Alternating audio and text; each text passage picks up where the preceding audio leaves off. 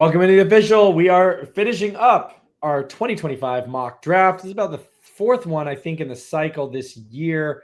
You can see on the screen here a lot of the green and red. There's been a lot of movements. In fact, I would say in that first two rounds, a lot of guys have moved up. I'm curious if we'll get a lot of red in the third round of guys who were previously selected earlier and now have dropped down. And so we start off with my pick in the third round. By the way, like and subscribe to this video, folks. I'm going to take Lloyd Jones, purely a star index pick here.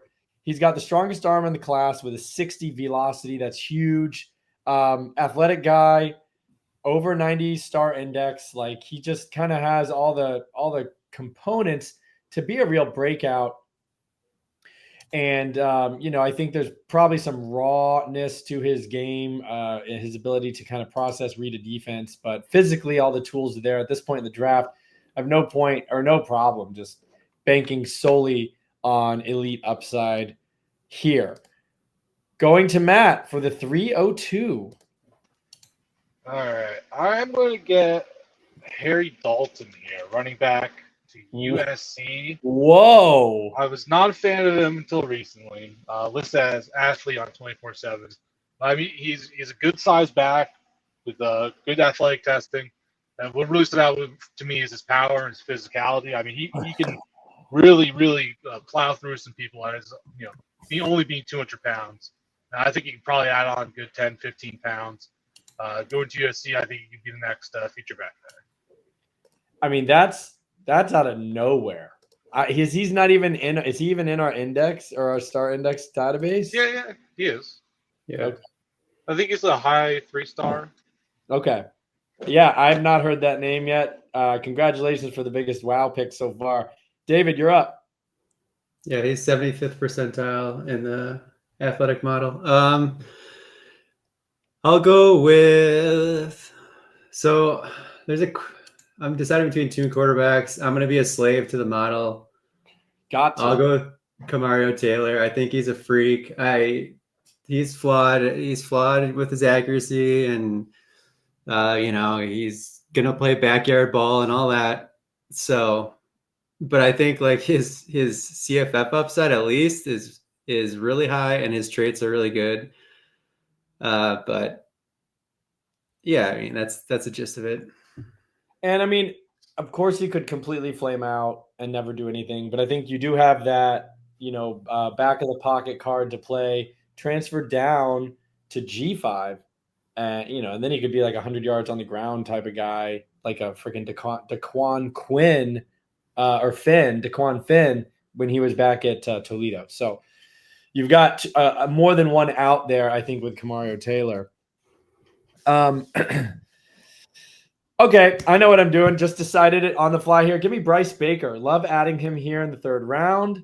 Another QB. We've said all along this QB heavy class, QB heavy draft.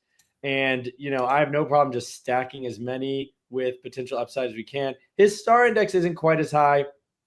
I think a big thing holding him down is his velo, which is 54 miles per hour right now. But, if we get a better number, 54 is definitely not like career limiting. It's just not huge. But anyway, I think he's got a nice future. I don't know what's going to happen at UNC, but still pretty excited about Bryce Baker going to UNC. Matt, you're up next. All right. I'll be going with Terry Shelton, wide receiver out of Arizona. You guys covered him on the Dunk Show last week. Big wide receiver, 6'4". I believe 190 or 200 pounds. I can't recall his weight, but I really like his game. I think he's a really fluid mover for a wide receiver of his size, and relatively refined at this level already. Solid after the catch, great ball skills, as you can imagine. And then going to Arizona is just kind of the cherry on top. Good path to really good production there. Could slide right in for 10. All right, not bad, not bad. David, you're up next. All right. I'll go with a hot name right now. I'll go with Jaron-Keawe. Oh, baby. He finally makes it into one of our drafts. Yeah, he broke like every Hawaii passing record. I think he. J.A. Sorry. Yeah, no, you're screwing me up. Jesus Christ. I'm just going to do Jaron-Keawe. Yeah, it's Jar. Anyways, I think he broke all of Dylan Gabriel's. I think it was his passing records from Hawaii. Currently committed to Cal. It sounds like his dream school is Oregon, and they recently offered him. And I think I don't know. I feel like he's going to flip to Oregon, which would be a fun offense to be a part of. They've been recruiting pass catchers really well. I shout out to Alfred for doing a really good write-up on him, kind of talked about his strengths and weaknesses. So not a perfect prospect by any means, not even like amazing in the prospect model. I think he's like around 60th percentile, somewhere around there, but super like pretty strong arm and really aggressive downfield passer, which I like. So we'll roll with him. JKS. Yeah, not bad. By the way, Matt, he showed up there. You have to have a hyphen between Jaron and Kiwi, and he showed up for you. I don't think so. Oh, no, he is in my grades. I forgot. No, it's between the first two names. Yeah, there he is. There it is. Anyway, all right, now we got that settled. Matt was hard at work there. David gave him the huge curveball here. But yeah, so no, absolutely. Thanks for reading the write-up there, David. Appreciate that. But yeah, I mean, I was pretty shocked to deep dive. He's the best Hawaiian quarterback. We've talked about Hawaiian quarterbacks for 2 years here. David brought it up first. Guys, I think the island is producing, good quarterbacks, and we scratched the surface and we're like, you know what? You may have a point here. And then JKS is the best Hawaiian quarterback to ever do it. So pretty exciting dude. Honestly, just blew. He's way past Dylan Gabriel now, who was pretty much head and shoulders above everybody else in Hawaiian history, prep history. And Dylan Gabriel, who happens to be at Oregon and is a Heisman contender and on the best team in the country. So pretty good company. I'm going to go with the guy. I can't believe that David hasn't taken him yet because I feel like he grabs him all the time. Give me T.Quai Hayes, going to Penn State, good star index, bigger guy, over 200 pounds, good speed, almost 21 miles per hour, max MPH. We know Penn State is going to mold him into the absolute best possible athlete he can be in their strength and conditioning program. And so nice flyer, I think, here at this point of the draft.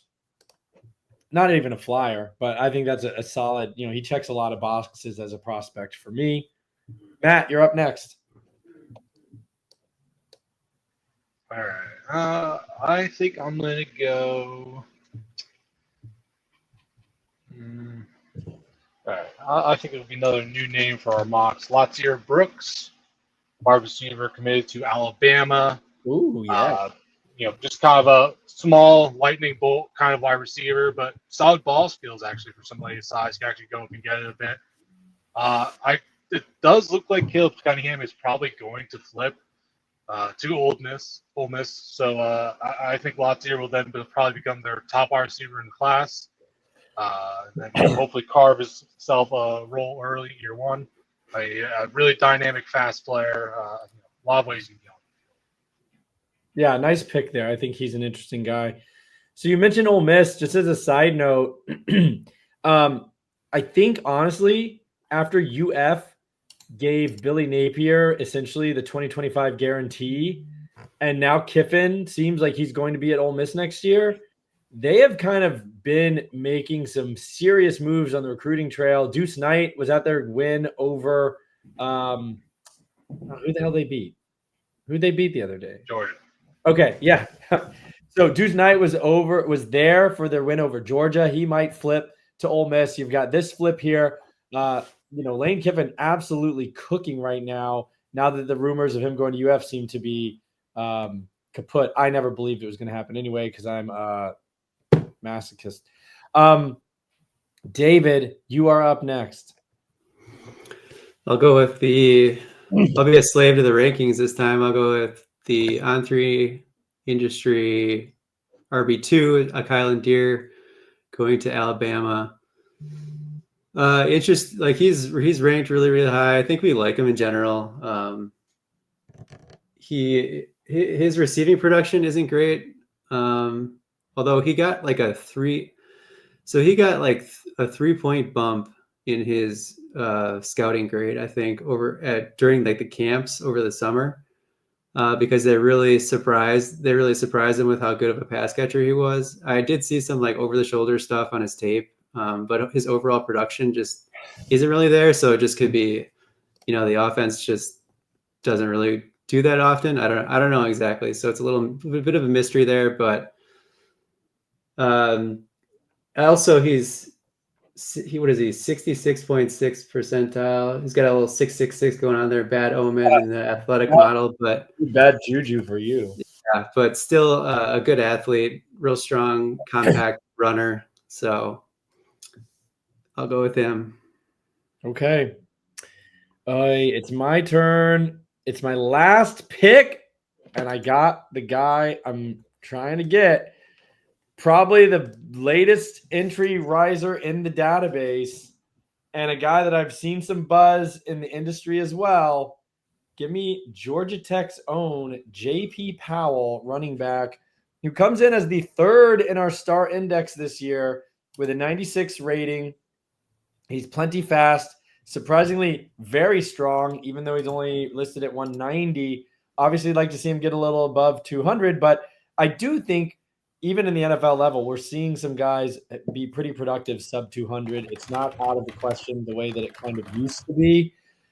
Georgia Tech did Jahmyr Gibbs. Maybe they found another one here in J.P. Powell. He looks pretty interesting and does have that receiving chops as well. Matt, you're up. All right. My last pick here will be Cortez Mills, wide receiver, Oklahoma.